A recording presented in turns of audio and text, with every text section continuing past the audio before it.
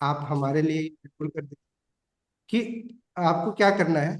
जो भी हमारी यूट्यूब चैनल का लिंक आप सबके पास है, रिकॉर्डिंग जहाँ पे आपको अवेलेबल होती है, नहीं है कि नहीं जी है सर। लोगों के पास? आप लोगों के पास है यूट्यूब, जहाँ पे हर क्लास की ना रिकॉर्डिंग आपको हम यहाँ पे डाल देते हैं क्लास के बाद। ठीक है, तो अगर आप ना एक काम करिएगा, क्योंकि बाकी लोगों के लिए ना ये काफी हेल्पफुल होने वाली है। जैसे कि अगर इस पे अब जाए, कल हम लोगों ने ये क्लास डाला था। अब यहाँ पे क्या था ना, कि हम लोगों ने लगभग 50 मिनट तक क्लास ही डिस्कशन करते रह गए थे। बट एक्चुअली में हमने जो हमें करना था सब्जेक्ट, जो हम लोगों ने डिस्कस किया था बाइनरी सिस्टम, वो 50 मिनट के बाद डिस्कशन स्टार्ट किया था। मैंने पिन तो कर दिया था कि अगर आपको बाइनरी सिस्टम वो सारा कॉन्सेप्ट पढ़ना है तो आपका 50 सेकेंड के मिनट के बाद आप अ, इस वीडियो को कंटिन्यू करिए। बट ना आप लोग अगर रिकॉर्डिंग वीडियो देख रहे हैं तो जो भी कॉन्सेप्ट ना जिस टाइम स्टैम्प पे आ रहा है, ट्राई करिए ना कमेंट कर दिया करिए, ताकि जो दूसरे, क्योंकि इतने बड़े बड़े वीडियो हैं, सारे लोग 2-2 घंटे की वीडियो देख नहीं पाएंगे। तो क्या होगा ना, कॉन्सेप्ट वाइज लोग जा जाके रिवाइज कर लिया करेंगे जिनका अगर छूट जा रहा है। ठीक है, तो ये कर सकते हैं आप लोग। कर सकते हैं तो अच्छी बात है, नहीं करेंगे तो कोई बात नहीं। ठीक है, तो ठीक है, तो ये कर लीजिएगा। ओके, तो चलो बात करते हैं हम लोग कि कल हम लोगों ने क्या क्या डिस्कस किया था। कोई बताएगा कल क्या डिस्कशन हुआ था हम लोगों का?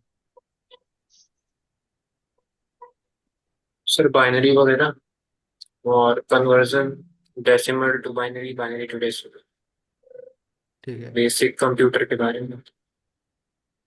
तो स्टार्ट करें। सारे लोग आ गए कि नहीं भी आए? Yes sir. तो आ गया। यस सर चलिए, आ गए। चलिए ठीक है, जितने लोग आना था आ गए हैं, बाकी लोग आते रहेंगे जाते रहेंगे। ठीक है, तो ठीक है, रिकॉर्ड शेयर करते हैं। व्हाइट बोर्ड में स्टार्ट करो, और देन यहाँ से हम लोग स्टार्ट करते हैं अपना डिस्कशन।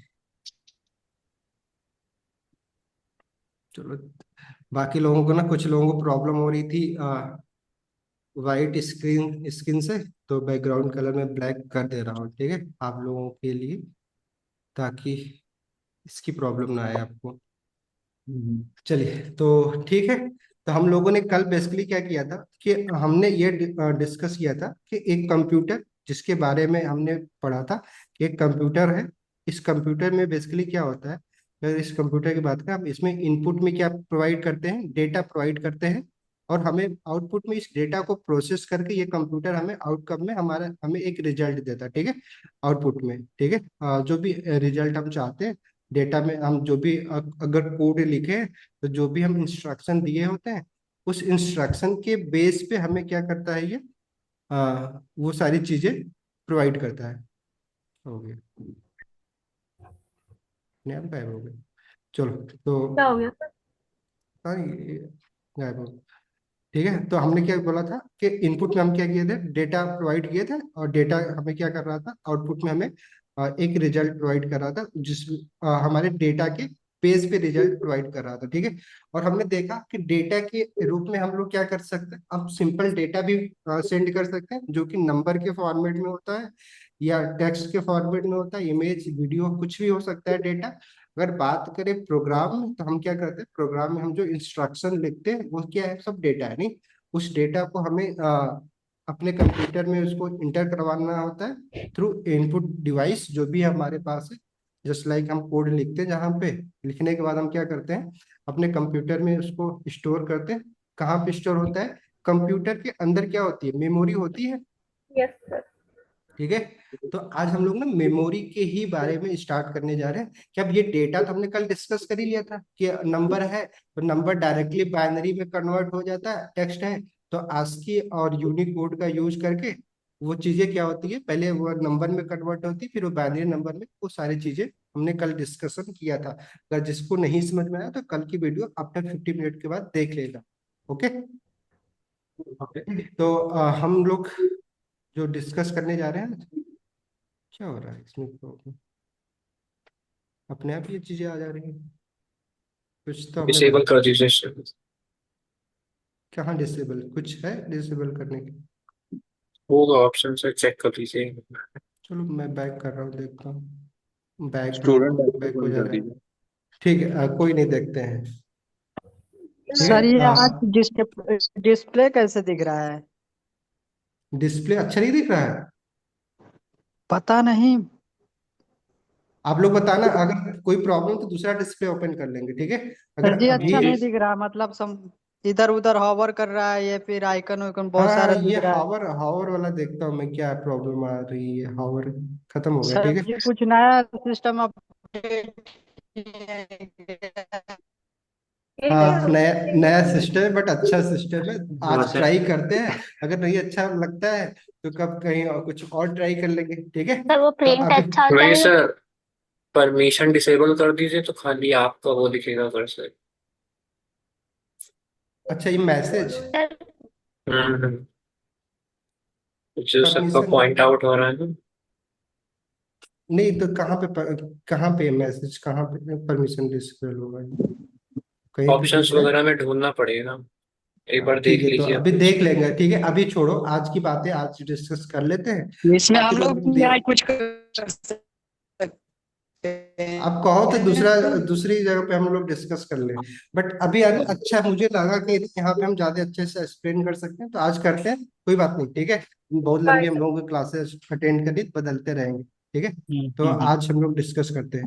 तो हम लोगों को क्या करना है कि यहाँ पे हम लोगों को पढ़ना है किसके बारे में, मेमोरी के बारे में, ठीक है। क्योंकि जो भी हम डेटा इंटर करेंगे कंप्यूटर में, वो डेटा कहाँ पे स्टोर होता है, मेमोरी में।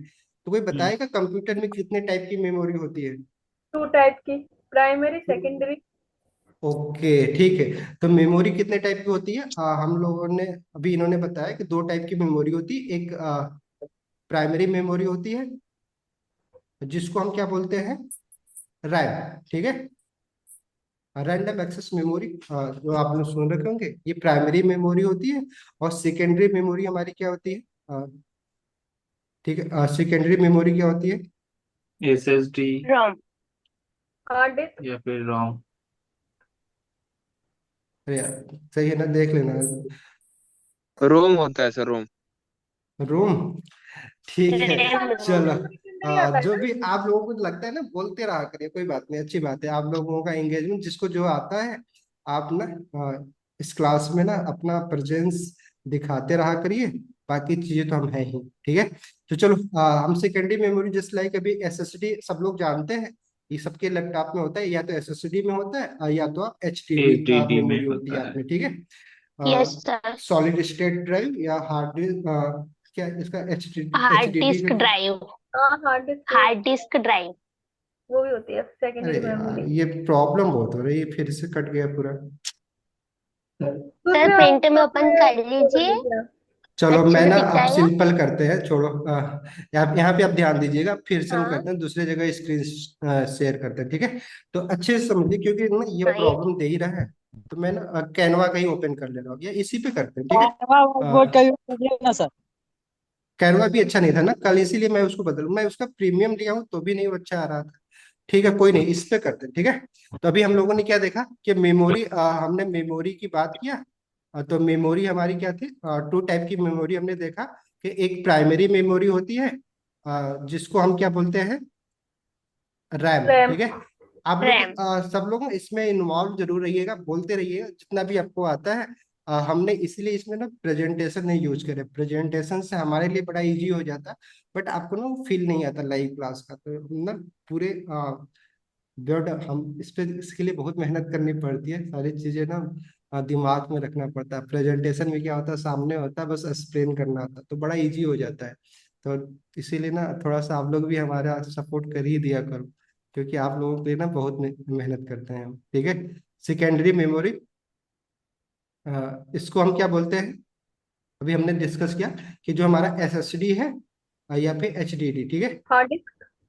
एचडीडी, ठीक है, हार्ड डिस्क ड्राइव। ये दो तरह की मेमोरी ड्राइव। हमारे पास, बट ऐसा नहीं है कि कंप्यूटर में ना यही दो तरह की मेमोरी होती है, और हम लोग देखेंगे कि और भी टाइप की मेमोरी होती है जिसका हम्म यूज कंप्यूटर में किया जाता है। और हम्म क्यों किया जाता है वो भी हम लोग ना आज की क्लास में डिस्कस करेंगे, और ये जानना बहुत जरूरी है। तो यहाँ पे ना, शायद में भी जो लोग पढ़े हो ना, शायद इतना डिटेल में ना पढ़े हो जितना डिटेल में हम लोग यहाँ पे डिस्कस करने जा रहे हैं। तो ना थोड़ा सा पेशेंस रखिएगा, अगर समझ में आती है बातें तो अच्छी बात है, नहीं आती तो समझ तो जाएंगी आज की बात, ठीक है।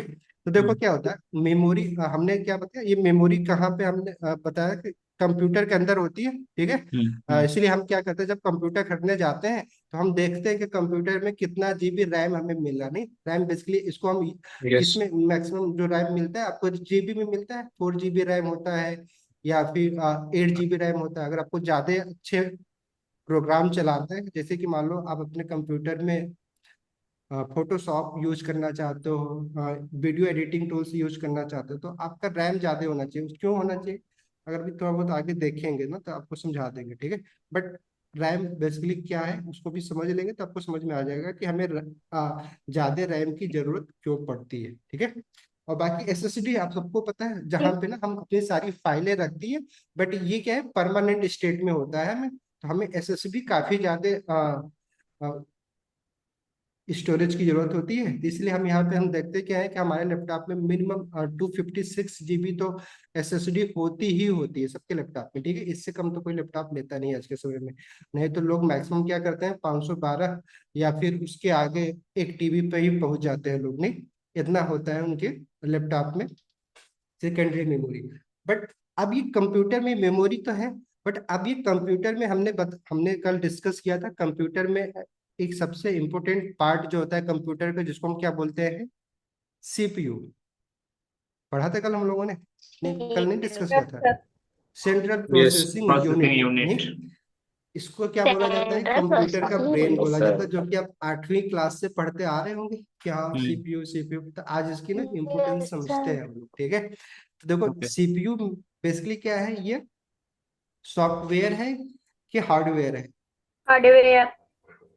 हार्डवेयर है, ठीक है, अच्छी बात है, नहीं सीपीयू के अंदर भी कुछ पार्ट होते हैं क्या, कौन कौन हाँ, से पार्ट होते हैं सीपीयू के अंदर। The motherboard, control unit. Processor. Yeah, हाँ बताओ, ठीक है। एक क्या होता है हमारा कंट्रोल यूनिट ने, control unit. सीयू लिख दे रहा हूँ मैं, ठीक है, कंट्रोल यूनिट, ठीक है। और क्या होता है, एक और पार्ट होता है इसका, ALU. ALU. Logic unit. Register जो होता एएलयू, है। ठीक है। हाँ, और इसके साथ साथ में इसमें रजिस्टर भी होता है। रजिस्टर क्या है, वो एक मेमोरी है, ठीक है। बट ना उसकी जो साइज होती है ना यस बाइट सर। में होती है ना, 32 बाइट 64 बाइट। तो अभी देखेंगे, अब हम लोग हम्म। भी डिस्कशन करेंगे, ठीक है, रजिस्टर के बारे में। अभी हम हम्म। लोग ये बात कर रहे हैं कि सीपीयू, ये पूरा हमारा क्या है, सीपीयू है, ठीक है। और सीपीयू के अंदर ये दो कंपोनेंट है जिसको हम सेंट्रल यूनिट और एएलयू का फुल फॉर्म क्या था, क्या बताया आप लोगों ने। Arithmetic logical Arithmetic unit. logic unit. Arithmetic ठीक है, लॉजिक तो यूनिट। अर्थमेटिक से क्या समझा आपने कि जो भी मैथमेटिकल कैलकुलेशन हमारा सीपीयू कैलकुलेशन। करता है वो बेसिकली हमारा एएलयू करता है, ठीक है। अब अब ये सीपीयू जो यस। है, ये सीपीयू सिंपल सी बात है कि जो भी कैलकुलेशन करेगा वो किससे करेगा, डेटा पे ही तो करेगा। तो उसको इसको क्या चाहिए, डेटा चाहिए। और डेटा हमारे कंप्यूटर में डायरेक्टली जब हम इनपुट से डेटा कंप्यूटर में डालते हैं तो डायरेक्टली सीपीयू के पास नहीं जाता, वो कहाँ पे स्टोर होता है, हमारे प्राइमरी मेमोरी। मेमोरी में। तो एक काम करते हैं थोड़ा सा ना, क्योंकि ये मेमोरी। स्क्रॉल नहीं होगा, तो मैं इसको ना थोड़ा सा कट करता हूँ, ये सारी चीजें हटाता हूँ, ठीक है। इसको सही से ट्राई कर रहे हैं कि आपको ना ये दोबारा ना पढ़ना पड़े। और ये ना इसका भी हम रिलेट करेंगे वेब डेवलपमेंट में ना, अब इसका बहुत बड़ा रोल है। बैकएंड में तो आपको सब कुछ ऐसे ही करना होता है, अगर आपको थ्योरी समझ में आ जाएगी तो कोड ना बड़ा अच्छे से हम लोग लिख पाएंगे बैकएंड का भी ना, तो ये सारा वहाँ पे बहुत ज्यादा आपको हेल्प मिलेगा इस चीज का। तो इसको ना ऐसे ही ग्रांटेड मत लीजिएगा। तो मैंने क्या बोला कि बेसिकली जब हम कोई भी इनपुट करते हैं अपने कंप्यूटर में तो वो हमारे मेमोरी में, मेमोरी कौन सी हमारी है, सेकेंडरी मेमोरी हमने देखा, जिसको अब चलो नाम ही लिख दे रहे हैं अब हम, क्या है, एसएसडी, ठीक है। सेकेंडरी मेमोरी है, ये हमारी एक सेकेंडरी मेमोरी हो गई। देन उसके बाद हमारा एक प्राइमरी मेमोरी हमने देखा जिसको हम क्या बोले हमने, रैम, ठीक है। रैम। अब ये सीपीयू क्या करता है ना, ये हमारे रैम से बेसिकली इंटरेक्ट करता है, ठीक है। क्योंकि देखो क्या होता है डायरेक्टली जब हम कोई भी डेटा ना सेव करते हैं अपने कंप्यूटर में तो कहाँ पे सेव होता है, एसएसडी में होता है, नहीं जैसे कि कोई इमेज अगर आप अपने कंप्यूटर में रखते हो तो कहाँ पे होती है इमेज, हार्ड ड्राइव एसएसडी पे। में रखेंगे। अब प्रोग्राम हाँ। जब लिखते हैं, लिखने के बाद जब उसको सेव करते हैं तो कहाँ पे प्रोग्राम स्टोर होता है, एसएसडी में होता है, ठीक है। हम्म। लेकिन जब उस प्रोग्राम को आप रन करते हैं तो वो प्रोग्राम एसएसडी से उठ के कहाँ पे आता है, रैम में रैम आता पे। है, ठीक है। और ये सिर्फ प्रोग्राम के साथ नहीं, जैसे कि अभी आप कोई ऐप चलाते हैं, नहीं, जब ऐप पे डबल क्लिक करते हैं ना, तो वो ऐप बेसिकली आपके एसएसडी में पड़ा होता है, ठीक है। जब उस पर आप डबल क्लिक करते हैं तो कहाँ पे आता है पहले, वो रैम में आता है। फिर इस रैम से इंटरेक्ट कौन कर रहा है, सीपीयू कर रहा है, क्योंकि जैसे ही रैम में आएगा तो सीपीयू यहाँ से डेटा को लेगा और उसको प्रोसेस करेगा और आपको रिटर्न करेगा, ठीक है। बट अब डायरेक्टली ना रैम और सीपीयू के बीच में भी ना कई प्रकार की मेमोरी होती है, जिसको भी हम लोग डिस्कस करने जा रहे हैं, जो कि जनरली मार्केट में ना इसके बारे में लोग अब डिस्कस भी नहीं करेंगे। हम कंप्यूटर खरीदने जाते हैं तो हम बेसिकली इन्हीं दो मेमोरी की बात करते हैं, बाकी जो मेमोरी हम अभी डिस्कस करने जा रहे हैं ये हम इसके डिस्कशन नहीं करते हैं। बट इसकी भी ना बहुत ज्यादा इंपॉर्टेंस है, क्योंकि ये मेमोरी ना काफी फास्ट होती है कंपेयर टू रैम, ठीक है। तो कौन सी मेमोरी होती है बताएगा? Yes sir.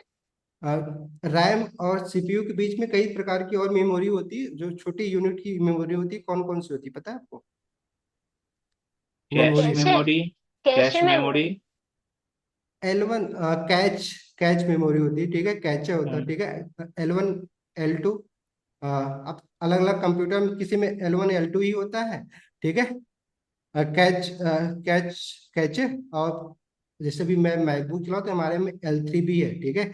अब ये कैचे बेसिकली क्या होता है ना, देखो ये मेमोरी है, ये क्या करता है ना कि हम जैसे रैम में अगर मान लो एक प्रोग्राम लिखे, प्रोग्राम में बहुत सारे हम क्या करते हैं, वेरिएबल डिस्कस करते हैं, ठीक है, और बहुत सारे लाइन इंस्ट्रक्शन दिए होते हैं। कुछ इंस्ट्रक्शन क्या होते हैं, बार बार यूज किए जाते हैं, ठीक है। तो क्या होता है कि बार बार ना आपके सीपीयू को ना रैम के पास ना क्वेरी करने की जरूरत ना पड़े, इसलिए क्या होता है ना कि जो मल्टीपल, अब कई बार जो मैक्सिमम यूजेस होते हैं जिस डेटा का, उस डेटा को ना हमारा कंप्यूटर क्या करता है, इस L1 L2 L3 नाम के कैच में ना, जो मेमोरी है बेसिकली ये कैच मेमोरी होती है।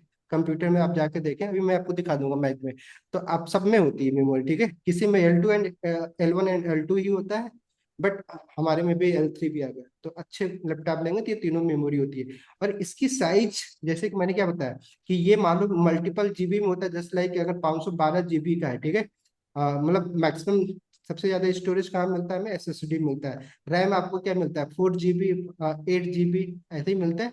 तो ये क्या होता है, कंपेयर टू एसएसडी आपको कम रैम मिलता है। वैसे एल जो कैचे होते हैं ना ये एमबी में मिलते हैं, ठीक है, मतलब बहुत ज्यादा इसका स्टोरेज नहीं होता है, तो ये एमबी में काउंट होते हैं, ठीक है। और बल्कि L3 तो केबी में काउंट हो जाता है, ठीक है, केबी में। हाँ। जस्ट लाइक के कुछ केबी मिलेगा यहाँ पे, जैसे कि मान लो 8 MB 10 MB ऐसे, मतलब आपको एमबी मिलते हैं।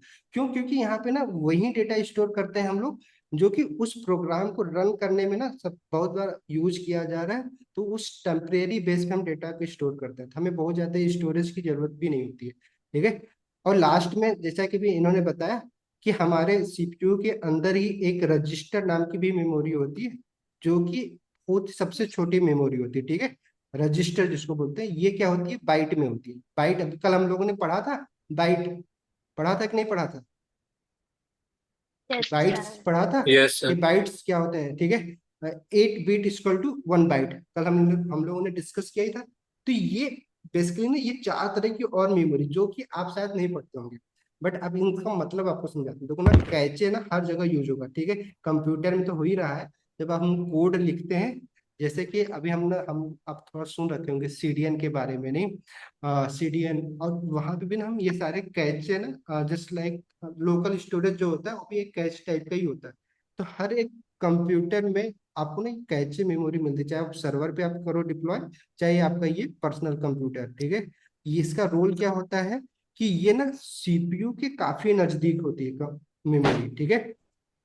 तो अब यहाँ पे ना थोड़ा ऑप्टिमाइजेशन के पर्पज से मैं देखता हूँ, तो जो मेमोरी ना जितना दूर होगी सीपीयू से, वहां से डेटा को रीड करने में ना सीपीयू को ज्यादा टाइम लगेगा। कल हम लोगों ने कल डिस्कस किया था ना कि देखो कंप्यूटर में क्या है कि हम डेटा डालते हैं, डेटा को प्रोसेस करते हैं, तो डेटा को प्रोसेस करने में और हमें ऐसा ही कोड लिखना है कि वो डेटा को ना जितना जल्दी प्रोसेस करके हमें रिजल्ट दे दें, क्योंकि टाइम का बहुत बड़ा रोल है। अगर आप एक डेवलपर बनने जा रहे हैं कि आपका प्रोग्राम रन करने में कितने टाइम लगा रहा है, ठीक है।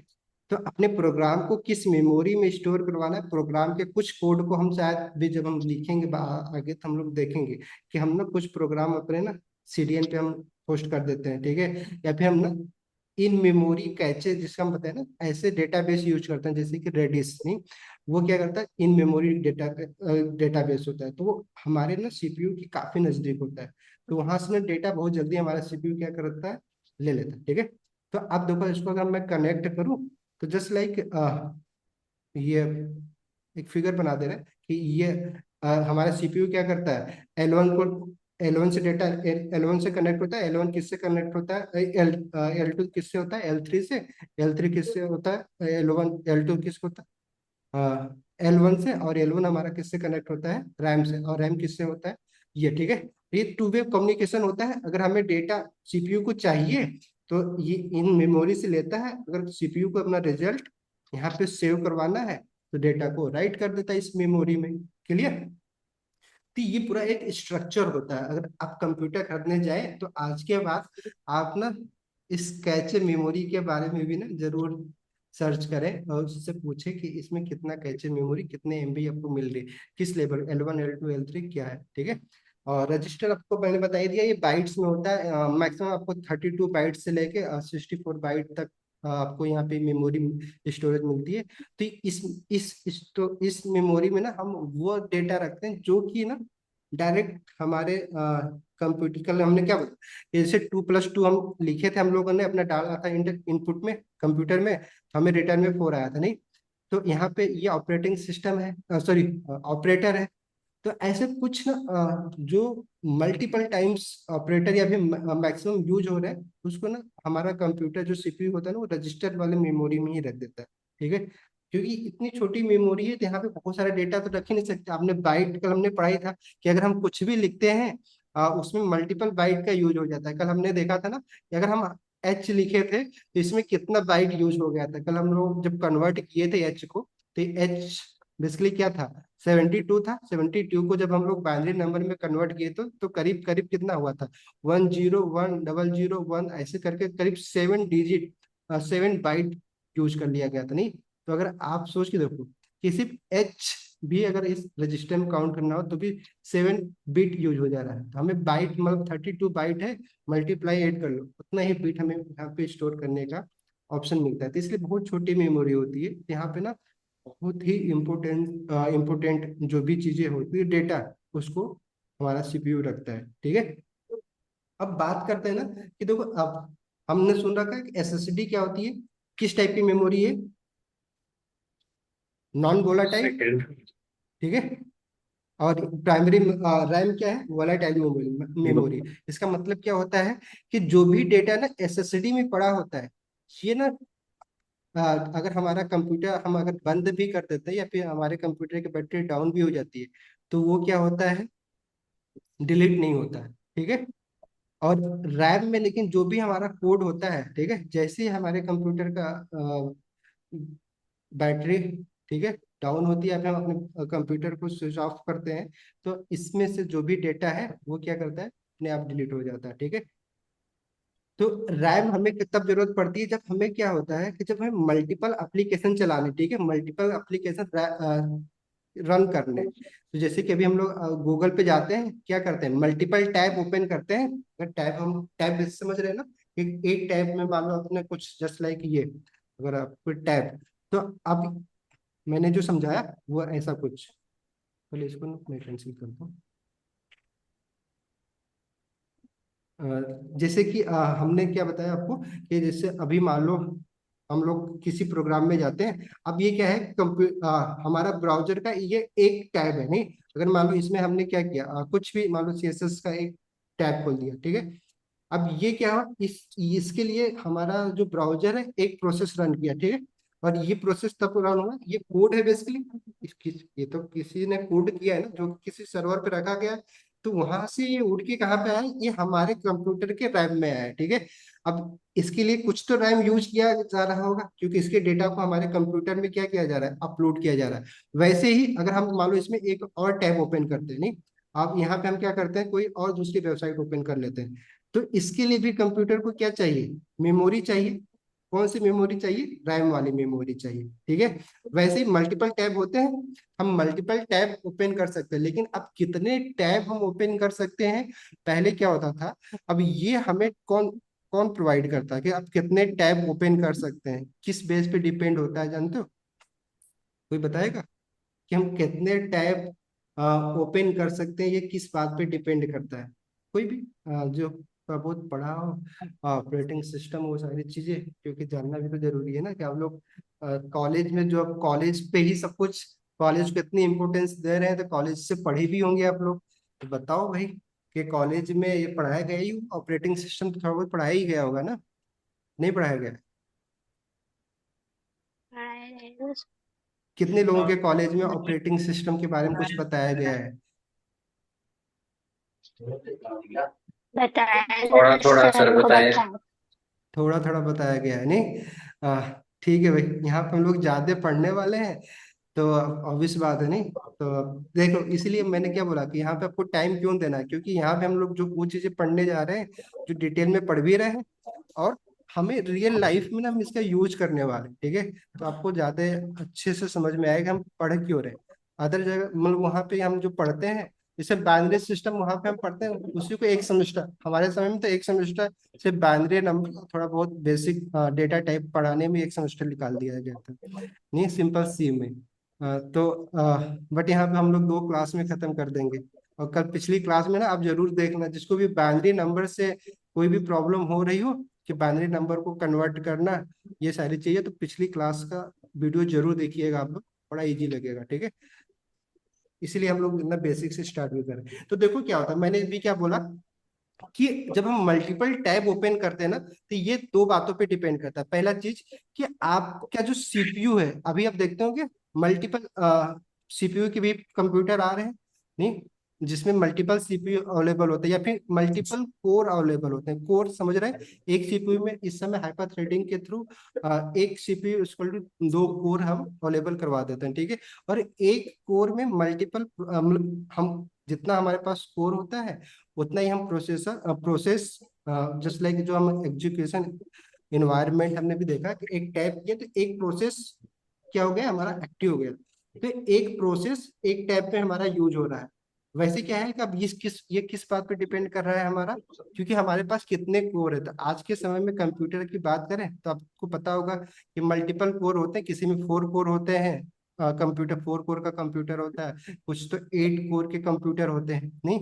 तो एक कोर इक्वल टू 1 प्रोसेस। और ये ना अभी शायद आप लोगों को थोड़ा सा टफ लगे ना, इसीलिए ना इसको हम लोग बैकएंड में ज्यादा अच्छे से कवर करते हैं। अभी बस थोड़ा सा बस अवेयर हो जाइए, ठीक है। तो हम क्या कर रहे हैं कि जितने भी सीपीयू, आप अगर मल्टीपल सीपीयू वाले कंप्यूटर चला रहे हैं, तो उसमें क्या उतने सारे आपको कोर मिल जाते हैं। एक सीपीयू इक्वल टू 2 कोर, ठीक है। और 2 कोर, अब जितने भी कोर होंगे उतना प्रोसेस मिलता है। एक प्रोसेस में हमें क्या होता है, थ्रेड मिलते हैं, ठीक है। मतलब एक तरीके से देखा जाए, थ्रेडिंग, 2 थ्रेडिंग आपको मिल जाते हैं, और जो टैब ओपन हो रहा है ना, वो थ्रेड में ओपन हो रहा है, ठीक है। तो अगर अभी हमारा, जैसे कि अभी हमारा जो कंप्यूटर है वो 4 कोर या 8 कोर का है, तो हम ना 16 टैब ओपन कर सकते हैं अपने कंप्यूटर में। आप अपने अपने हिसाब से देख सकते हैं कि आपके कंप्यूटर में कुछ में जब आप 12 टैब ओपन करेंगे, जैसे भी हमने टैब ओपन किया था ना, अलग अलग टैब, 2 टैब ओपन किया था, तो वो सारी चीजें उस बात पे डिपेंड। और ये अलाउ कौन करता है हमें? ये अलाउ करता है हमारा ऑपरेटिंग सिस्टम। इसीलिए ना ऑपरेटिंग सिस्टम का ना बहुत बड़ा रोल होता है। आप अगर बिना ऑपरेटिंग सिस्टम का भी, पहले कंप्यूटर तो बिना ऑपरेटिंग सिस्टम का ही यूज किया जाता था, तो क्या होता था ना कि आपको अपने एप्लीकेशन में हम जो प्रोग्राम लिखे, वो प्रोग्राम कहाँ पे रन होता था? हमारे मेमोरी में। तो शायद ना एक ही एप्लीकेशन इतना हैवी हो जाता था कि हमारा पूरा मेमोरी ही यूज कर लेता था, नहीं? मेमोरी भी हमने देखा ना कि अगर मान लो हमारा ऑपरेटिंग सिस्टम नहीं होता, तो क्या होता कि जो हमें अभी हमने क्या डिस्कस किया, रैम, रैम में ही तो सारा प्रोग्राम रन हो रहा था, रैम। तो रैम तो बेसिकली क्या है, 4 GB का ही तो है, अगर आपके कंप्यूटर में 4 GB, नहीं? तो आप अगर सोचो, आपका प्रोग्राम में अगर इतना होता, अगर आप रन करते इसी रैम में, अगर प्रोग्राम आपका 4 GB का होता है, तो पूरा रैम की मेमोरी कौन कर लेता? वो एक ही एप्लीकेशन यूज कर लेता है, तो दूसरे एप्लीकेशन को रन करने के लिए मेमोरी ही नहीं बचता, तो दूसरा टैब ओपन ही नहीं होता, दूसरा प्रोग्राम चलता ही नहीं। और ये प्रॉब्लम हमेशा पहले होती थी जब हमारे पास ऑपरेटिंग सिस्टम नहीं होता, ठीक है, क्योंकि हम जो प्रोग्राम लिखते थे हम डायरेक्टली सीपीयू के लिए लिखते थे, सीपीयू से हम इंटरेक्ट करते थे, तो मेमोरी ना हमारा प्रोग्राम मैक्सिमम मेमोरी यूज कर रहा है। तो इसी प्रॉब्लम को सॉल्व करने के लिए ना ऑपरेटिंग सिस्टम में हम क्या करते हैं, हम ऑपरेटिंग सिस्टम अपने कंप्यूटर में यूज करते हैं, ठीक है। पढ़ेंगे ऑपरेटिंग सिस्टम के बारे में भी पढ़ेंगे बाद में, अभी बट नहीं पढ़ते हैं क्योंकि हमें मेन जो डेवलपमेंट पढ़ना है, तो ये भी एक पूरा एक सिलेबस ही है, आपको सेमेस्टर में पढ़ाया जाता होगा, ठीक है। फिर तो ऑपरेटिंग सिस्टम के बारे में पढ़ेंगे, कर्नल के बारे में, वो सारी। तो मैक्सिमम चीज क्या करता है, जो हम प्रोग्राम लिखते हैं, प्रोग्राम बेसिकली हम क्या करते हैं, ऑपरेटिंग सिस्टम के से इंटरेक्ट करते हैं, इससे एपीआई के लिए हम लिखते हैं, जो प्रोग्राम लिखते हैं वो ऑपरेटिंग सिस्टम इसको पढ़ता है। फिर उसके बाद हमारे प्रोग्राम को ना, जो मेमोरी है, मेमोरी में जो स्लॉट है, ठीक है, मेमोरी है, कितना मेमोरी हमारा प्रोग्राम यूज करेगा, ठीक है, और कितने टाइम के लिए यूज करेगा, टाइम भी डिसाइड करता है ऑपरेटिंग सिस्टम। ऐसा नहीं कि एक प्रोग्राम आपने रन कर दिया तो उसी प्रोग्राम को पूरा टाइम रन करता जा रहा, नहीं। तो इसीलिए जब ऑपरेटिंग सिस्टम में यहाँ पे कॉन्टेक्स्ट स्विचिंग करके एक कॉन्सेप्ट, कॉन्टेक्स्ट स्विचिंग, नहीं आप सुन रखे होंगे, पढ़े होंगे, ठीक है। तो कितनी मेमोरी अलॉट करनी है इस रैम की, इस एप्लीकेशन को जो भी हम वेबसाइट बनाएंगे उस वेबसाइट को कितनी मेमोरी अलॉट करनी, किसमें, रैम में, और कितने टाइम तक उस प्रोग्राम को चलाना है, ठीक है। ये कौन डिसाइड करता है, हमारा ऑपरेटिंग सिस्टम डिसाइड करता है, ठीक है। तो क्योंकि हमारा ऑपरेटिंग सिस्टम हमारे सीपीयू से, हमारे रैम से इंटरेक्ट कर रहा होता है, उसमें वो सारे कोड लिखे गए होते हैं। ऑपरेटिंग सिस्टम कुछ नहीं, एक सॉफ्टवेयर है, और कई प्रकार के ऑपरेटिंग सिस्टम होते ही आपको पढ़ा ही होगा आप लोगों ने, जस्ट लाइक अभी आप शायद विंडो यूज कर रहे हैं, नहीं, सॉफ्टवेयर है ये। Yes sir. जैसे आप यस अगर सर। मैकबुक यूज करें तो मैक ओएस है। अभी हम लोग जैसे बैकएंड में सर्वर बनाएंगे तो वहाँ पे हम लोग क्या पढ़ेंगे, लिनक्स के बारे में पढ़ेंगे, ठीक है। तो ऐसे ना कई सारे ऑपरेटिंग सिस्टम, इवन आप खुद की भी ऑपरेटिंग सिस्टम बना सकते हैं, लेकिन आप उसमें उतना डिटेल में आपको कोड लिखना होगा, क्योंकि ये कोड डायरेक्टली हमारे सीपीयू से, हमारे कंप्यूटर से इंटरेक्ट कर रहा है, तो ये हमें किसमें, मशीन कोड में लिखना होगा। मशीन कोड आपको समझते ही है कि 0 1 को हम क्या बोलते हैं, जो 0 1 में कोड लिखा जाता है उसी को हम क्या बोलते हैं, मशीन कोड, नहीं। Machine language. जो कि एक आम डेवलपर के लिए पॉसिबल ही नहीं कि आप 0 1 में क्या कर सको, पूरा प्रोग्राम ही लिख लो। तो इसीलिए अब यस हम लोग सर। क्या करते हैं, हम लोग किसका यूज करते हैं प्रोग्राम लिखने के लिए, high programming level language language, का यूज ठीक है, करते हैं, हाई लेवल, ठीक है, हाई लेवल प्रोग्रामिंग इंस्ट्रक्शन देने लैंग्वेज, के ठीक लिए। है। अब चलो आ ही गया है ये वर्ड, तो इसको समझा ही देते हैं। तो देखो, एक होती है लो लेवल लैंग्वेज, ठीक है, जो कि बेसिकली क्या है, वो एक तरीके से अगर बात करें तो वो क्या होती है, मशीन लैंग्वेज टोटली तो नहीं होती है, एक तरीके से असेंबली लैंग्वेज। लो लेवल लैंग्वेज पहले असेंबली लैंग्वेज में कन्वर्ट होती है, फिर असेंबली लैंग्वेज मशीन कोड में कन्वर्ट होता है, ठीक है। बट चलो बस ऊपर से समझते हैं, बहुत डिटेल में भी नहीं जाते। तो हम लोग बेसिकली जो प्रोग्राम करते हैं ना, हम किस में करते हैं, high level program, high level language में प्रोग्राम करते हैं, जैसे कि पाइथन, जावा, ठीक है, जावा स्क्रिप्ट, मतलब जो भी आप करते हो, ठीक है।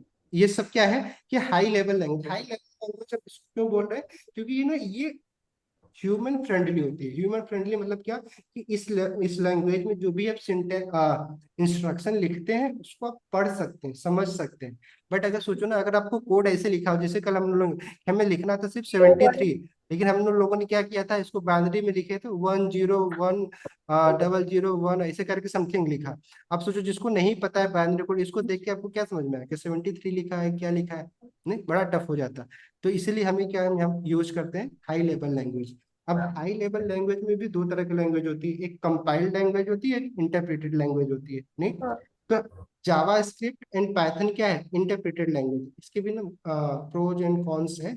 अभी हम लोग जावा स्क्रिप्ट जो शुरू करने जाएंगे, ठीक है, तो देख लेंगे इंटरप्रेटेड का क्या ना प्रोज एंड कॉन्स है। बट अभी बस इतना समझिए कि हम लोग जो प्रोग्राम करेंगे किस में करेंगे, हाई लेवल प्रोग्रामिंग लैंग्वेज में करेंगे, ठीक है। और ये एक दो नहीं है, ऐसा नहीं कि आप जितने नाम सुने, सी, जावा, पाइथन, जावा स्क्रिप्ट, या फिर ना C++, ऐसे करीब ना सैकड़ों प्रोग्रामिंग लैंग्वेज, हम 200 300 लैंग्वेज तो है। और इसका सिर्फ सिर्फ कितना काम होता है कि आप जो भी इंस्ट्रक्शन लिख रहे हैं, ठीक है, इंस्ट्रक्शन मतलब क्या, कि जैसे आप 2+2 लिखे, ठीक है, ये भी क्या था, एक इंस्ट्रक्शन ही था।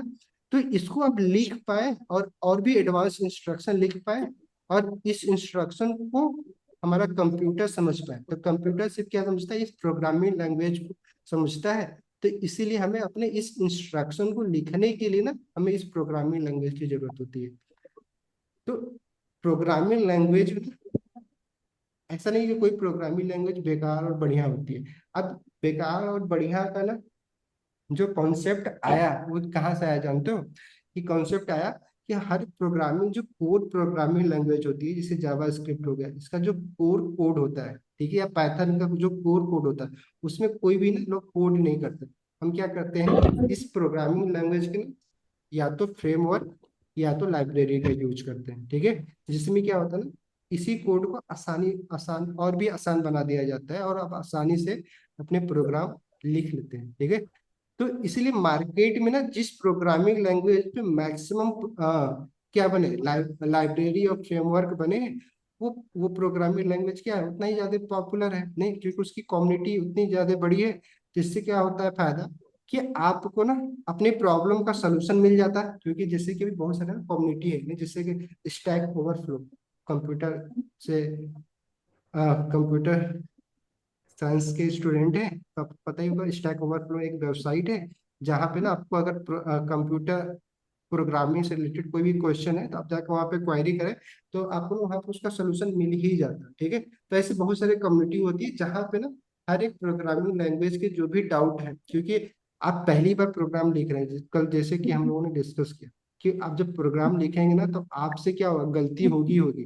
तो आप क्या गलती हो रही है, आप अगर पहली बार आप कोई एक नई प्रोग्रामिंग लैंग्वेज में कोड कर रहे हैं तो उसका सोल्यूशन आपको खुद ही ढूंढना पड़ेगा, नहीं। बट अगर आप कोई क्या फेमस जो पॉपुलर प्रोग्रामिंग लैंग्वेज है, जैसे कि पाइथन, जावा स्क्रिप्ट, जावा, तो वो जो प्रॉब्लम आपके साथ हो रही है ना, प्रॉब्लम किसी और के साथ हो चुकी है और उसका सोल्यूशन आपको ऑनलाइन मिल जाएगा, नहीं। तो इसलिए हम क्या करते हैं ना, प्रोग्रामिंग लैंग्वेज जब चूज करते हैं तो ये ध्यान देते हैं कि इस प्रोग्रामिंग लैंग्वेज में ना कितने फ्रेमवर्क, लाइब्रेरी है, कितनी पॉपुलैरिटी है इसकी, क्या इस पे कोड लोग करते भी हैं कि नहीं करते हैं, ठीक है। अदरवाइज प्रोग्रामिंग लैंग्वेज कोई भी हो, आप इंस्ट्रक्शन दे सकते हो, कंप्यूटर उसको समझेगा और रन कर देगा। बट हमें जो प्रोग्रामिंग लैंग्वेज चूज करनी है वो किस बेस पे चूज करनी है, कि कितने लाइब्रेरी और फ्रेमवर्क हमें मार्केट में मिल जाते हैं इस पार्टिकुलर लैंग्वेज पे, ठीक है। और क्योंकि ताकि प्रॉब्लम आनी क्या नहीं है ना, आप कोड लिखेंगे तो आप जब कोड लिखेंगे तो कोड में एरर आएगा ही आएगा, तो एरर को सोल्यूशन कैसे निकालेंगे। आप अगर आपको आता हो तो तब एरर आता ही नहीं, तो आप क्या करते हैं, आपको अगर शायद वो कॉन्सेप्ट न क्लियर हो, नहीं, तो आप क्या करते हैं, गूगल का हेल्प लेते हैं, एआई का यूज करते हैं। तो हमें इसलिए हमें ना एक ऐसी लैंग्वेज पढ़नी स्टार्ट करनी चाहिए जिसका ना मैक्सिमम कोड क्या है, ऑनलाइन अवेलेबल हो, ताकि हमारे प्रॉब्लम का सोल्यूशन मिल जाए।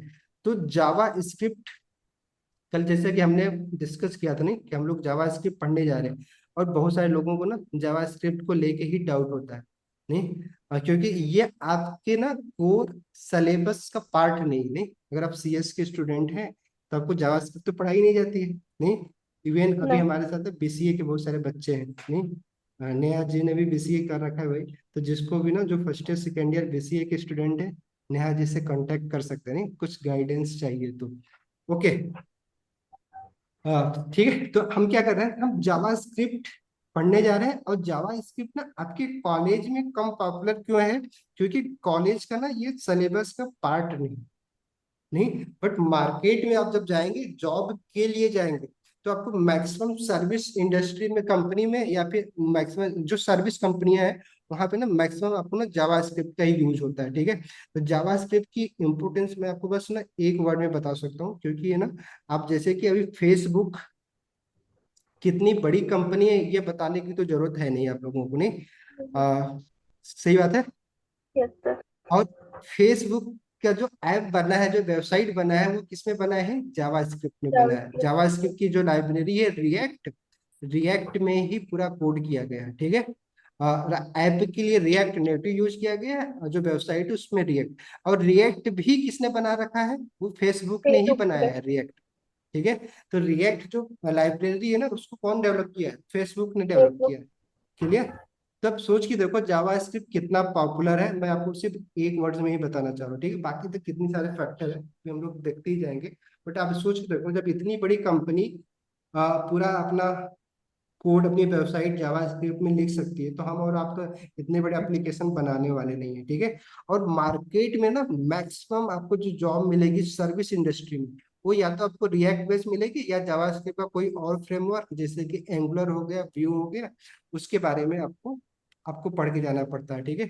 और उस पर ही बेस आपको जॉब मिलने वाली है। तो जावा स्क्रिप्ट ना, अगर मार्केट की बात करें, जॉब की बात करें कि अगर आपको जॉब लेना है, तो आपको ना जावा स्क्रिप्ट जरूर पढ़ना चाहिए, प्रोग्रामिंग लैंग्वेज, ठीक है, क्योंकि ये मल्टीपल जगहों पे यूज होने वाली है।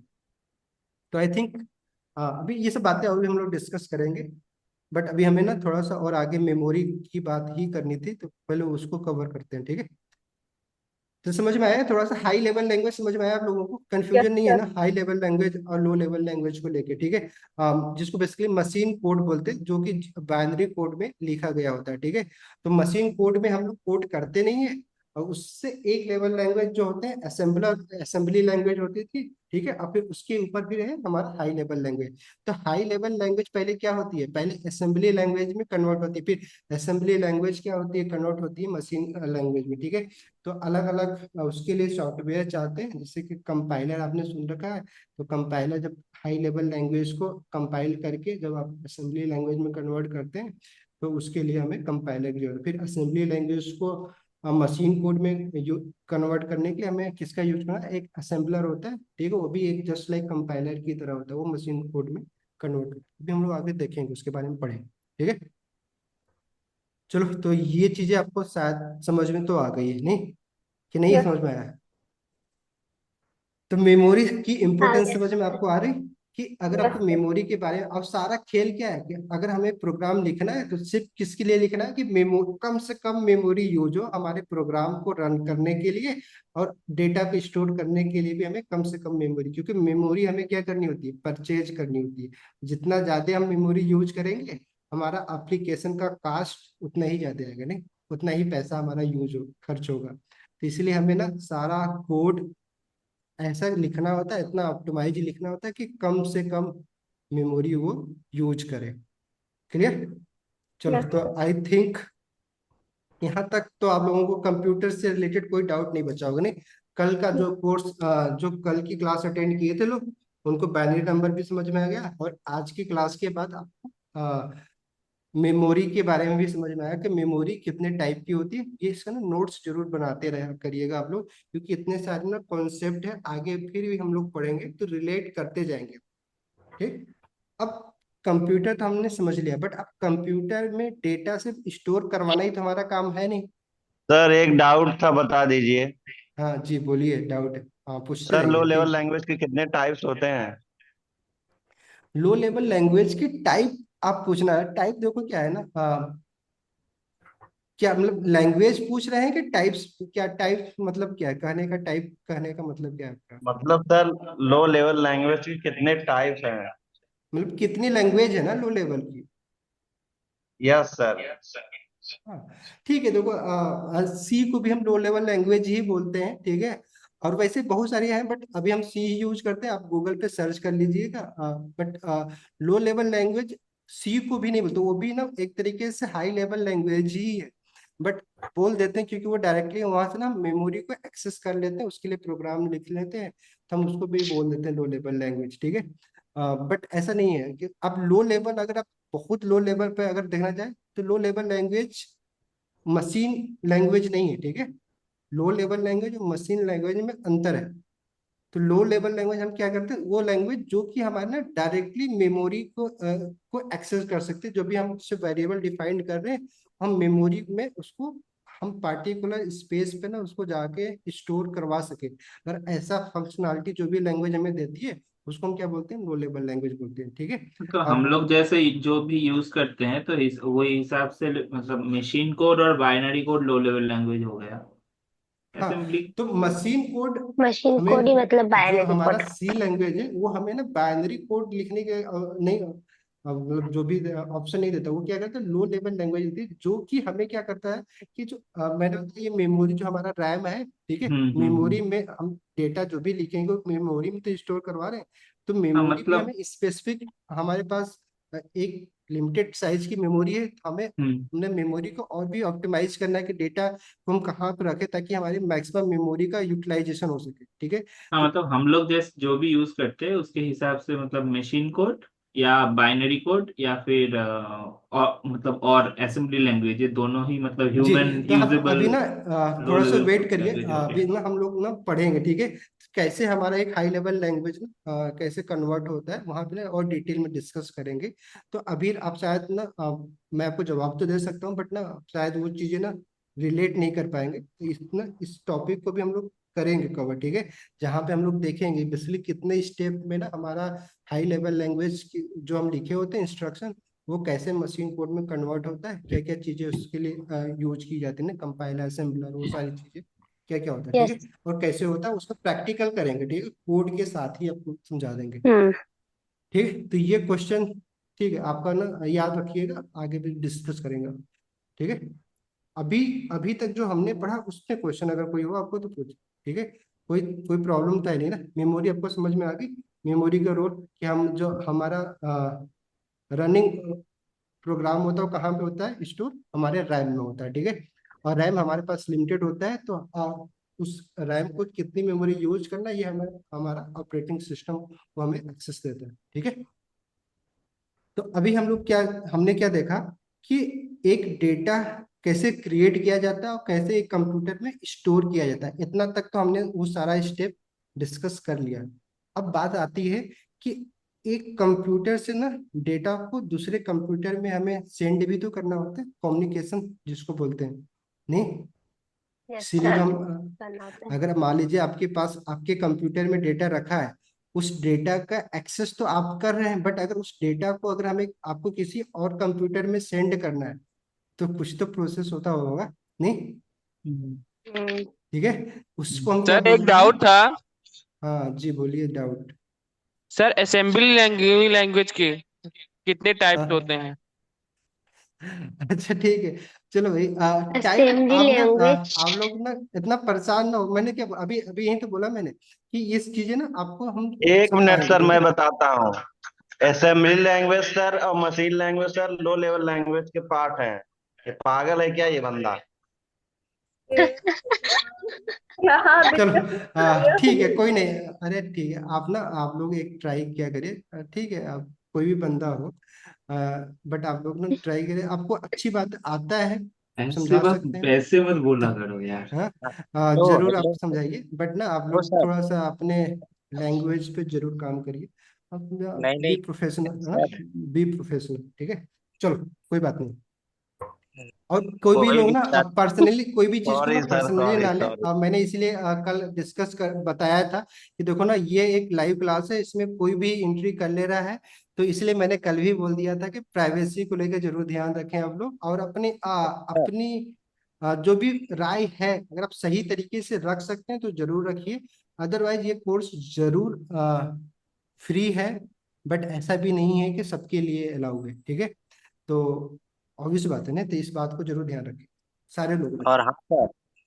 हाँ जी, बोले बोलिए। बोले कि जो भी क्लास में जो साथी जुड़े हुए हैं हाँ हाँ, उन सभी को मर्यादित भाषाओं का मतलब कि यूज करना चाहिए। अरे सब कर लेंगे, वैसे भी बीटेक के बच्चे ना थोड़ा सा वहाँ पे ये थोड़ा सा यूज कर लेते हैं लोग, बट कोई बात नहीं, देखो कॉलेज की लैंग्वेज अलग होती है, यहाँ पे हम लोग थोड़ा सा, क्योंकि यहाँ पे ना सब तरह के लोग हैं, नहीं, आपसे कई सारे साल ना, कई ईयर बड़े लोग भी हैं यहाँ पे, सब तरह के लोग हैं, तो आप सब लोग थोड़ा सा जरूर इस चीज को ना, और गर्ल्स बॉयज सब कोई है आपसे बड़े, जस्ट लाइक अगर मैं बताऊं, तन्मय जी है, नहीं, आपसे कई साल बड़े हैं, मैं खुद भी हूँ, नहीं, बाकी फोर्थ ईयर थर्ड ईयर सब तरह के लोग हैं, तो अपना सारे लोग यूज करिए, ठीक है। वही मतलब एक हाँ डेकोरम होता है क्लास का। हाँ हाँ, ठीक कोई है, भी ठीक है। कुछ भी क्वेश्चन कर ही सकता है, लेकिन सब अगर उत्तर रेस्पेक्टफुली नहीं देना आता है तो मत दिया करो, लेकिन ऐसे रिस्पॉन्स मत किया करो। जी ठीक सर। है, ऋतिक तिवारी जी, आप ही के लिए बोला जा रहा है, ठीक है, हाँ, चलो। सॉरी बोल रहा हूँ सर, असल में थोड़ा दिमाग अलग था सर। हाँ नहीं ठीक है ठीक है, मुझे पता है ना। अभी आप जिस जगह पे हो ना, जिस कॉलेज, मतलब कॉलेज नहीं, जिस एज ग्रुप में हो वहाँ पे चल जाता है लोग, लेकिन बट कोई बात नहीं। यहीं तो हमें सीखना है ना, क्योंकि आपको प्रोफेशनल भी बनना है, ठीक है। ऐसा तो नहीं कॉलेज लाइफ में ही हमेशा रहनी है। चलो ठीक है, तो अभी हम लोग क्या बात करने जा रहे हैं। अभी हम लोगों ने कंप्यूटर के बारे में पढ़ लिया। अब हम लोग क्या करेंगे कि एक डेटा कम्युनिकेशन के लिए क्या क्या चीजें जरूरी होती है, अगर एक कंप्यूटर से दूसरे कंप्यूटर में अगर डेटा को सेंड करना है, ठीक है, तो हमें क्या क्या रिक्वायरमेंट होती है, ठीक है, उसके बाद। हाँ, और एक काम और करिएगा, देखिए ना, थोड़ा सा ना जिसके भी तरफ से ना वॉइस आए ना, आप म्यूट जरूर करिए, अदरवाइज मैं ना सेटिंग लगा दूंगा बाय डिफॉल्ट सब लोगों को म्यूट के लिए, तो फिर ना मजा नहीं आएगा। तो आपको अगर ये ऑप्शन मिल रहा है कि आप बोल सकते हैं, कर सकते हैं, तो आप बस सारे लोगों के हिसाब से सोचिएगा कि सब किसी को प्रॉब्लम नहीं होनी चाहिए आपकी वजह से, ठीक है। ये जरूर मैं ध्यान दीजिएगा क्लास में। चलो, तो अभी हम लोग क्या करने जा रहे हैं, डेटा कम्युनिकेशन के बारे में पढ़ने वाले हैं। डेटा कम्युनिकेशन क्या होता है उसके बारे में थोड़ा सा ना डिस्कस करते हैं, और देन उसके बाद पूरा डिटेल कल हम लोग पढ़ेंगे, जिसमें हम लोग ना ओएसआई मॉडल के बारे में पढ़ेंगे। आप लोग शायद पढ़ रखे होंगे, ओएसआई मॉडल पढ़ा है आप लोगों ने? नहीं पढ़ा? हाँ पढ़ा है। यस पढ़ा सर है ना, पढ़ा है। ओएसआई मॉडल, ठीक है। तो इसके बारे में हम लोग, इसके जो 7 लेयर होते हैं कल डिस्कस करेंगे, क्योंकि ये बहुत ही इंपॉर्टेंट कॉन्सेप्ट है, यस और सर। ये आपको आना ही चाहिए एज ए प्रोग्रामर, ठीक है। तो इसके जो 7 लेयर है उसके बारे में कल डिस्कस करेंगे। बट आज हम लोग क्या करते हैं, डेटा कम्युनिकेशन के लिए ना जो चीजें जरूरी है, ठीक है, जो मीडियम जरूरी है, जो कंपोनेंट्स जरूरी है, उसके बारे में थोड़ा सा जान लेते हैं, ठीक है। तो हम लोगों ने क्या देखा था कि एक कंप्यूटर में क्या था, क्या रखा होता है, डेटा ही तो रखा होता है, डेटा। ठीक है। ये यस कंप्यूटर सर। में ये डेटा, और डेटा किस फॉर्मेट में होता है, जैसे मैंने बोला कि वो एक simple file image, mail number, video वो कुछ सारे भी हो फॉर्मेट सकता में है। हो सकता है, या तो कोड हो सकता है। अब इस डेटा को अगर हमें किसी एक दूसरे कंप्यूटर में, नहीं, ये कंप्यूटर क्या है, 2 है, ठीक है। ये कंप्यूटर 1, ये है, और ये है कंप्यूटर 2, ठीक है।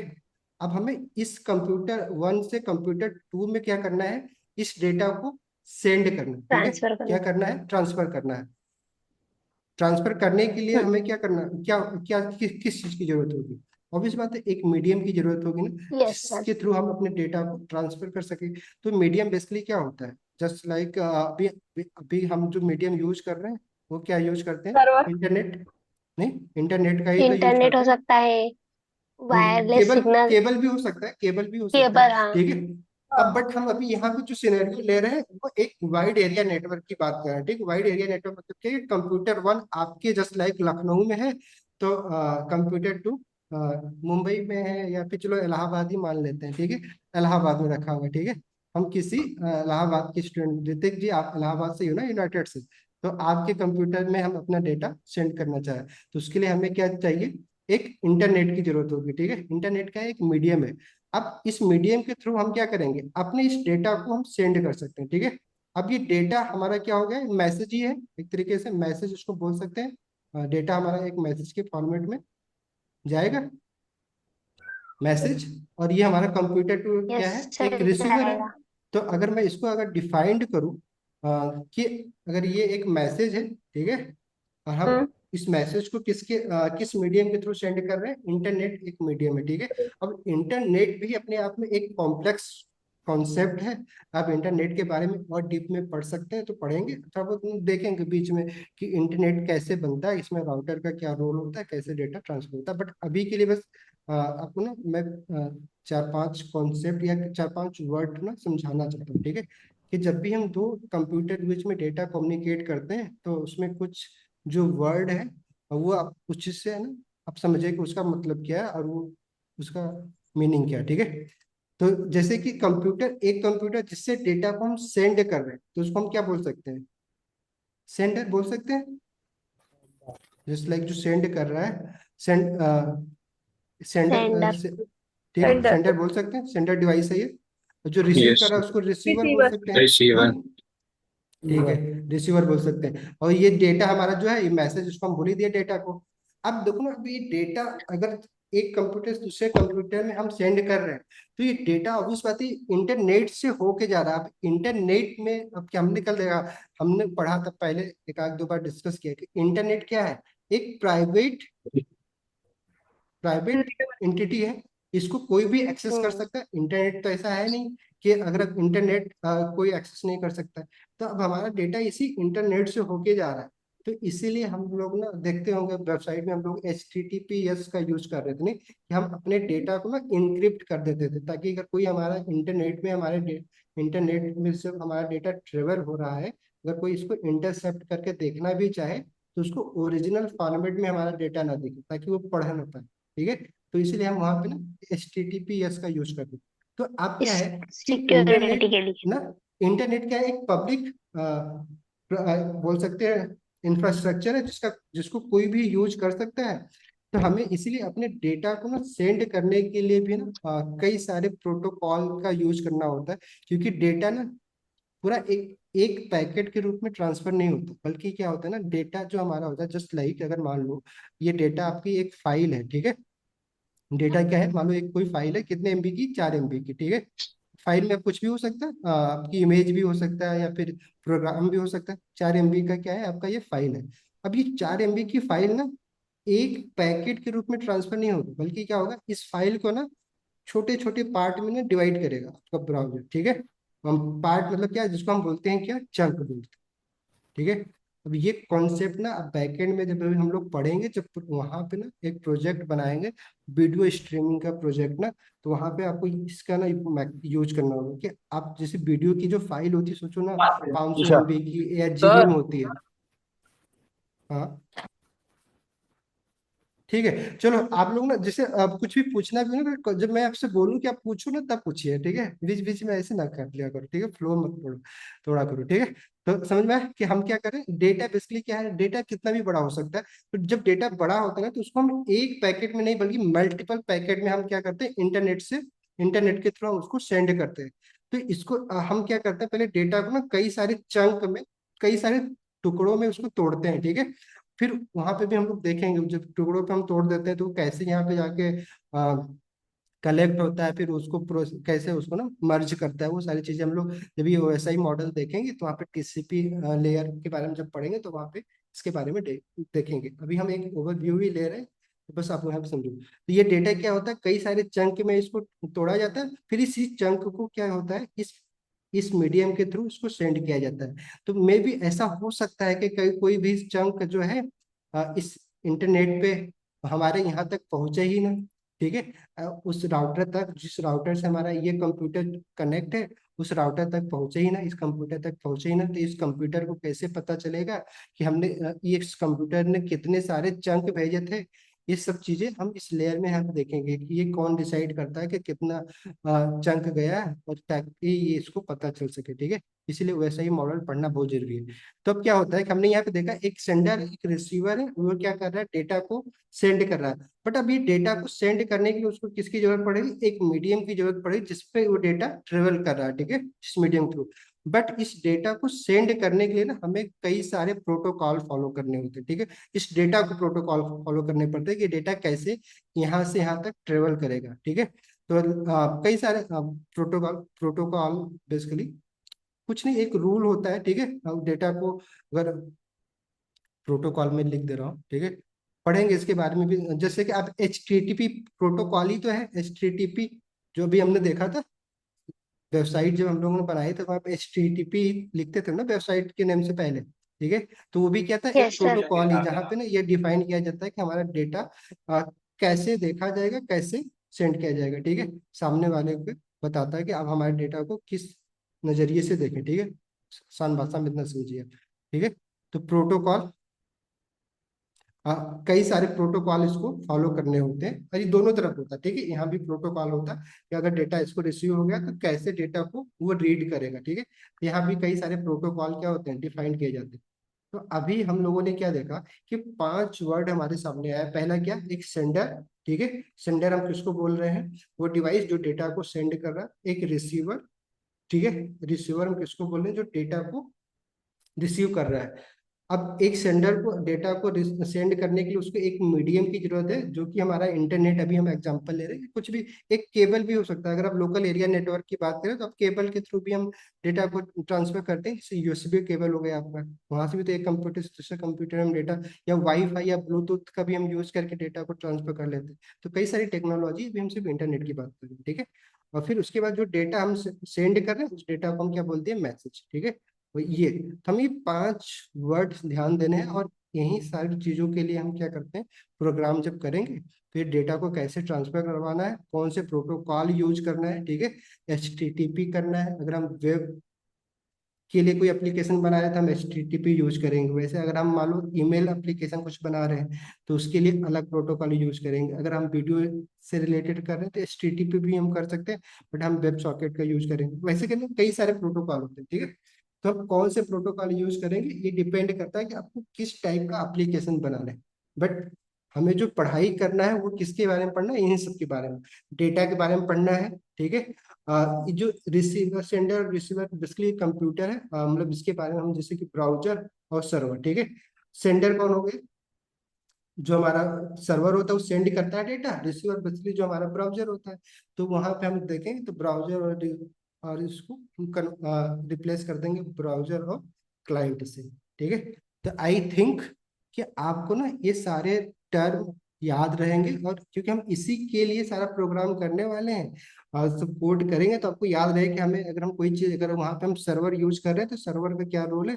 और सर्वर पे हमने बताया, सर्वर भी क्या है, एक कंप्यूटर ही जिस पे हम मेमोरी परचेज करते हैं अपने एप्लीकेशन को, अपने जो हमारा एप्लीकेशन का डेटा है उसको वहां पे रखने के लिए, ताकि वो, और वो सर्वर क्या होता है, हाँ अभी याद रखो, ठीक है। वेब में डेटा जो ट्रेवल होता है, अगर हम बात, क्योंकि ऑब्वियस बात है वहां पे हम वाइड एरिया नेटवर्क की ही बात कर रहे हैं, तो उसके लिए इंटरनेट से हमारा कंप्यूटर कनेक्ट होना जरूरी है, तभी हम डेटा को, क्योंकि बिना कनेक्ट हुए तो हम डेटा ट्रांसफर ही नहीं कर सकते। नहीं, अगर वाइड एरिया नेटवर्क की बात करें, क्योंकि इतना बड़ा हमारा केबल तो नहीं, और इंटरनेट भी कुछ नहीं, ये भी एक केबल ही है। अगर आप चाहो, चलो मैं आपको दिखा दे रहा हूँ, इंटरनेट की एक वेबसाइट है, अब वहां पे जाकर देखोगे तो इंटरनेट भी क्या है ना, बस केबल बिछाए गए हैं, जो कि समुद्र के नीचे सारे बिछाए गए हैं, ठीक है। तो उसी केबल के थ्रू इंटरनेट एक कंट्री से दूसरे कंट्री, दूसरे कंट्री से इसे डेटा फ्लो होता है, ठीक है। तो अगर आप चाहें तो सबमरीन केबल करके कोई वेबसाइट है, एग्जैक्टली देखता हूँ, मैं सर्च करता हूँ, ठीक है। सबमरीन केबल, हाँ ठीक ठीक है, सबमरीन केबल, ठीक है, हाँ सबमरीन केबल, ठीक है। ये वेबसाइट आप यहाँ पे जाकर देखेंगे ना, तो पूरे वर्ल्ड के ना जितने भी इंटरनेट का बिछाएगा केबल, आप उसके ना सारा देखो, ये सारा केबल इंटरनेट का आप देख सकते हैं। इसीलिए ना जो समुद्र के किनारे कंट्री होती है वहां पे ना इंटरनेट बड़ा इजीली प्रोवाइड पहुंचाया जा सकता है, बट जो ऐसी कंट्री है जो थोड़ा सा समुद्र के आसपास समुद्र नहीं है, तो वहां पे ना डेटा, इंटरनेट नहीं पहुंचने में टाइम भी लग जाता है, और अपग्रेडेशन, जैसे कि अभी हम लोग इंडिया में हम लोग 5G का यूज करें, हमारे बगल में आपको 5G नहीं मिलता है, नहीं। हाँ, बगल के कंट्री को मतलब समझ ही गए हुए, नहीं, वहाँ पे 3G या 4G है लोग यूज कर रहे हैं, क्यों, क्योंकि वहाँ पे ना, क्योंकि इसके लिए हमें ये सारे फाइबर केबल बिछाने पड़ते हैं, ठीक है, वो डेटा इंटरनेट के लिए। तो अब जाके इसके बारे में अगर आपको थोड़ा बहुत देखना तो देख लीजिएगा। तो कल हम लोग क्या करने वाले हैं, कल हम लोग यही पढ़ने वाले हैं, वो डिटेल में हम लोग ये नहीं देखेंगे, वाइड एरिया नेटवर्क वो अभी पार्ट भी नहीं है, वो डेटा कम्युनिकेशन का पार्ट है, और जो कि अभी प्रोग्रामिंग लैंग्वेज में उसका बहुत बड़ा रोल नहीं है, तो हम वो डिटेल में नहीं जाएंगे। बट 7 लेयर को ना कल डिस्कस कर लेंगे, ठीक है। तो 7 लेयर, अगर आपको, ये आपके सिलेबस का भी पार्ट ही है, अगर आप पेपर भी देना चाहते हैं तो भी आपको वहाँ पे हेल्प हो जाएगी। 7 लेयर अगर पढ़ के आना चाहते हैं तो जरूर पढ़ के आइए, बट हम बहुत ज्यादा डिटेल में उसमें भी हम लोग नहीं पढ़ेंगे, क्योंकि अगर आप 7 लेयर को ना अलग अलग चैप्टर में आप डिवाइड करेंगे ना, तो आपको बहुत सारा डिटेल में पढ़ा जा सकता है। तो हम एक ओवरव्यू देखेंगे, कई सारे पॉइंट डिस्कस करेंगे कि अच्छा, क्योंकि हमें मैक्सिमम जो कोड करने होते हैं वो एप्लीकेशन लेयर के लिए ही कोड करने होते हैं। एप्लीकेशन लेयर कुछ लेवल पे अगर हम जाते भी हैं तो ट्रांसपोर्ट लेयर तक या फिर नेटवर्क लेयर तक जाते हैं, ठीक है। जो नीचे का जो फिजिकल लेयर और डेटा लिंक लेयर होता है उस पर तो हम कभी जाते नहीं, क्योंकि उसके लिए तो ऑलरेडी जो हमारा ISP होते हैं, इंटरनेट सर्विस प्रोवाइडर होते हैं, वो लोग उस पर काम करते हैं, वो लोग हमारे लिए वो सब चीजें कर देते हैं, ठीक है।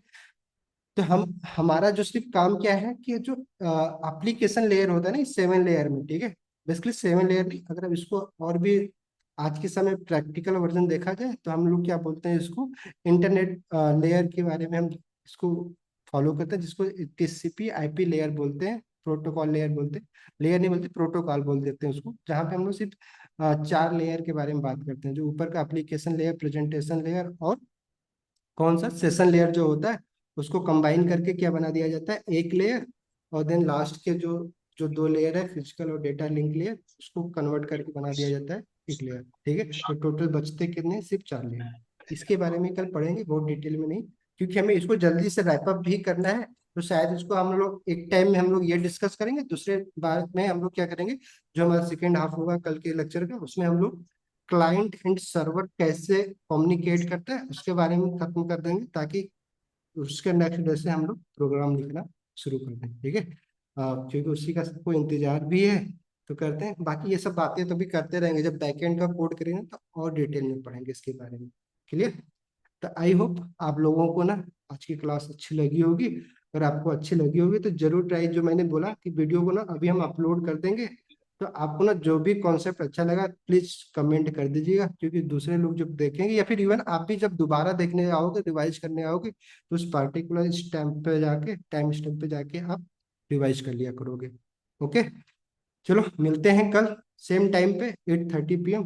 क्लास हमेशा हम लोगों की ना आप 1 से 1.5 घंटे के बीच में ही रहेगी, तो टाइम की प्रॉब्लम आपको किसी की नहीं होगी। ठीक है साक्षी जी, अभी बस आप लोग मैनेज कर लो, बाद में मैं भी दिवाली के बाद ना इसको 8 PM से 9 PM या 9:30 PM तक कर देंगे। ठीक है, तो आपको लेट वाला जो सुबह की जो प्रॉब्लम है लोगों को, वो नहीं रहेगा। और इसको ना हाँ पार्ट सर, टाइम की ठीक तरह है मत सर। देखो, इसको ना एक स्किल की तरह देखो। ठीक है, ऐसा नहीं कि टाइम पास करने के लिए आप लोग क्लास अटेंड करो, टाइम होगा तो कर लेंगे, नहीं होगा तो नहीं करेंगे, ऐसा माइंडसेट ना रखिए आप लोग। ठीक है, सीरियसली पढ़िए, इसका रिटर्न ना आपको बताओ, जब कोर्स कंप्लीट होगा ना तो आपको इसका एक्चुअल बेनिफिट दिखेगा। ओके, चलो, तो बाकी आप सारे लोग मेरे व्हाट्सएप से जरूर कनेक्ट हो जाइएगा, आपको कोई भी क्वेरी होगी, क्योंकि ब्रॉडकास्ट लिस्ट बनाने वाले हैं, तो वहां पे ना आपको सारा मैसेज हम कन्वे करते रहेंगे। ठीक है, चलिए ना आप लोग लीव कर सकते हैं जिसको जाना हो। Thank you sir, thank you so much. ठीक है, बाकी जिसको कुछ क्वेरी है अभी हम लोग बातें करेंगे, जिसको रुकना है